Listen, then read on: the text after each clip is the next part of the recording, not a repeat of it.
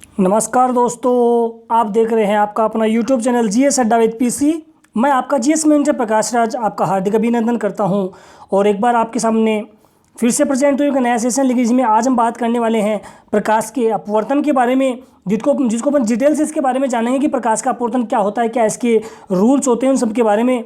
तो अपन ज़्यादा बात न करते अपने कंटेंट की ओर बढ़ते हैं। वीडियो को अगर आपको अच्छा लगे तो वीडियो को अवश्य लाइक कीजिएगा। तो बढ़ते अपने कंटेंट की ओर। सबसे पहले अपन बात कर लेते हैं अपने चैप्टर के अंतर्गत। सबसे पहले अपन बात करें तो अपन जान लेते हैं प्रकाश का अपवर्तन क्या होता है, किसे कहते हैं प्रकाश का अपवर्तन।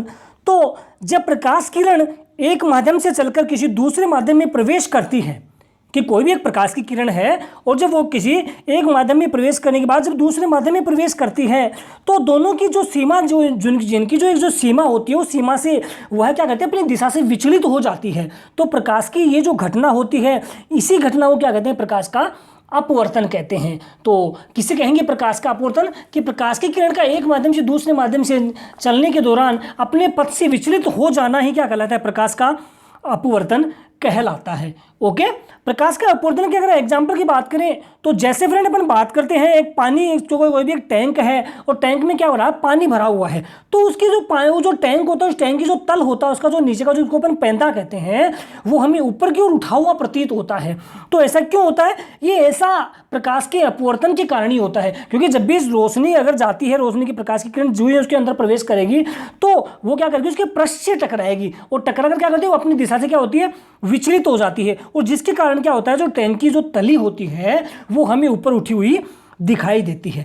इसी तरह अपन बात करें, जैसे एक पेंसिल है, पेंसिल को अपन किसी भी अगर उसमें कांच के जार में रख देते हैं और उसमें पानी डाल देते हैं, तो एक देखिए पेंसिल की जो नोक होती है वो अपने को टेढ़ी दिखाई देती है, यानी कि ऊपर की ओर उठी हुई मुड़ी हुई दिखाई देती है। तो ये घटना भी किसके कारण होती है, प्रकाश के अपवर्तन के कारण होती है। ओके फ्रेंड, इसके अलावा अपन जाने जैसे कोई भी एक आयताकार कांच की जो स्लैब है, उसमें जो उसके प्रकरण में जो परिवर्तन होता है, वो भी किसके कारण होता है, प्रकाश के अपवर्तन के कारण होता है। तो जो अपवर्तन वायु कांच अंतरापृष्ठ एवं कांच वायु अंतरापृष्ठ दोनों के ऊपर होता है। कहने का मतलब वायु यानी कि सघन जो विरल माध्यम से सघन माध्यम की ओर और सघन माध्यम से विरल माध्यम की ओर, दोनों तरफ क्या होता है, प्रकाश का अपवर्तन होता है। तो इस स्थिति में जो निर्गत प्रकाश की जो किरण होती है, वो आपतित किरण की दिशा की हमेशा कैसी होती है, इक्वल होती है, उसके समानांतर होती है। ओके, तो अपवर्तन एक ऐसी घटना है जो प्रकाश के एक पारदर्शी माध्यम से दूसरे माध्यम में प्रवेश करने के दौरान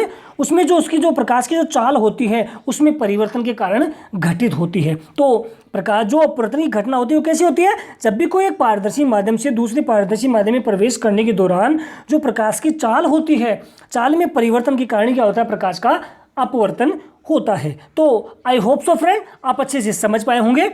नेक्स्ट अपन बात करते हैं, तो मैं देखो डायग्राम में आपको एक विरल माध्यम उसको दिखा रखा है कि जो एंगल ऑफ इंसिडेंस होता है, वो जो ही उसके अंदर प्रवेश सरल माध्यम से विरल माध्यम में प्रवेश करता है, तो प्रकाश की जो किरण होती है वो क्या होती है, हमेशा अपने एंगल को मूव करती है और वो अपने को मुड़ी हुई प्रतीत होती है। जो आपके सामने स्पष्ट दिखा रखा है कि इसको ये जो बीच का जो मिड पॉइंट होती है, जिसको अपन अभिलंब कहते हैं, वहाँ से उसके मिड पॉइंट से टकराने के बाद में जो ही दूसरे उसकी सघन माध्यम में प्रवेश करती है, सघन माध्यम में प्रवेश करने के दौरान क्या करती है, अपने एंगल में चेंज करती है, ठीक है, और अपनी एंगल की स्थिति को क्या परिवर्तित कर लेती है। ओके फ्रेंड, तो आप समझ पाए होंगे।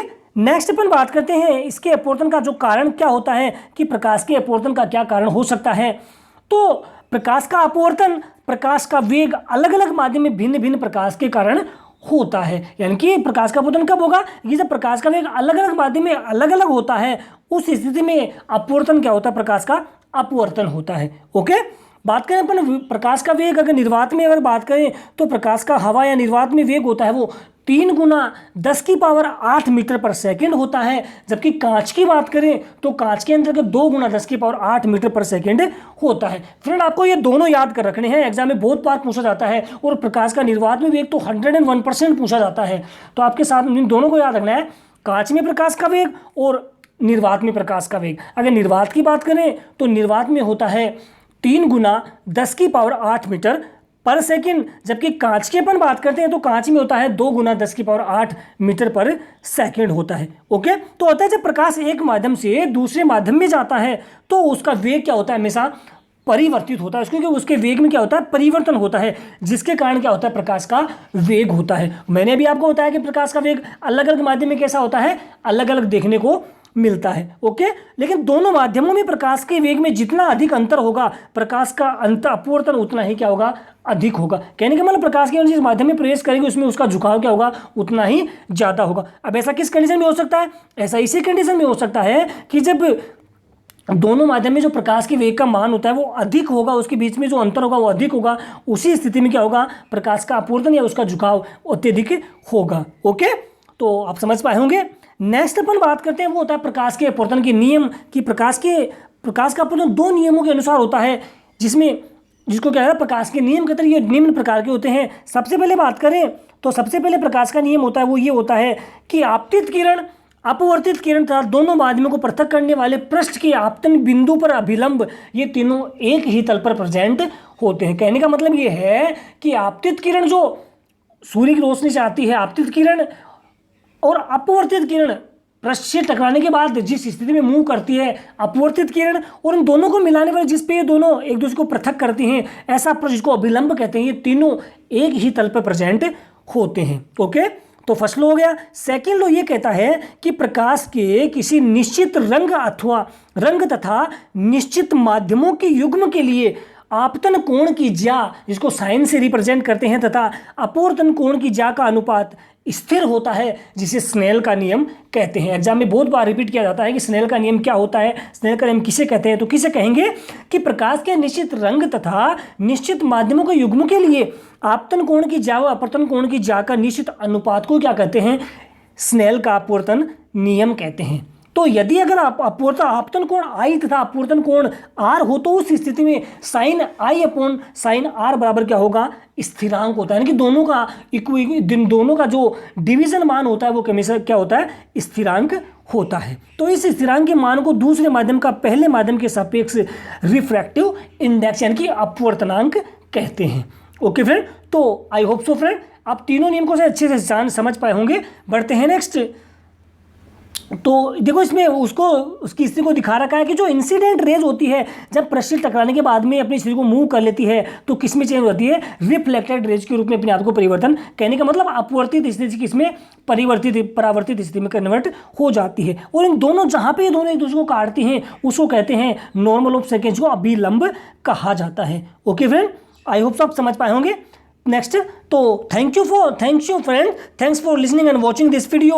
तो दोस्तों कैसा लगा आपको आज का वीडियो? क्या वाकई में आपको लगता है कि आज का कंटेंट आपके लिए बहुत ज़्यादा हेल्पफुल साबित हो सकता है, या आपके किसी भी फैमिली मेंबर या किसी भी फ्रेंड्स की जो कंपटीशन एग्जाम की प्रिपरेशन कर रहे हैं उनके लिए मोर देन हेल्पफुल साबित हो सकता है? तो आप आपके जितने भी ज़्यादा सोशल मीडिया ग्रुप है उसमें इसको ज़्यादा से ज़्यादा शेयर कीजिए। अब इसी इतना सा होगा, कहीं ना कहीं आपके फ्रेंड को अच्छा लगेगा, वो आपको थैंक्स कहेगा और मेरा भी एक छोटा सा मैसेज वो आप लोगों तक पहुँच पाएगा। तो दोस्तों कैसा लगा आपको वीडियो, आप कमेंट बॉक्स में मुझे मैसेज करके अवश्य बताएं। या फिर कोई भी क्वेरी रहती है तो आप मुझे मेरे व्हाट्सएप नंबर जो डिस्क्रिप्शन बॉक्स में दिए गए हैं उस पर भी मुझे मैसेज कर सकते हैं। और फ्रेंड आपसे रिक्वेस्ट, आप वीडियो को पूरा वॉच कीजिए, क्योंकि जब तक आप वीडियो को पूरा वॉच नहीं करेंगे आप नहीं जान पाएंगे कि आपके सामने मैंने क्या कंटेंट प्रस्तुत किया है और आप उसको किस ना कुछ उसमें उसको ग्रहण कर पाते हैं। तो आज के लिए इतना फ्रेंड, मिलते हैं नेक्स्ट वीडियो में कल के लिए। तो आज के लिए इतना ही, धन्यवाद फ्रेंड्स, जय हिंद, जय भारत।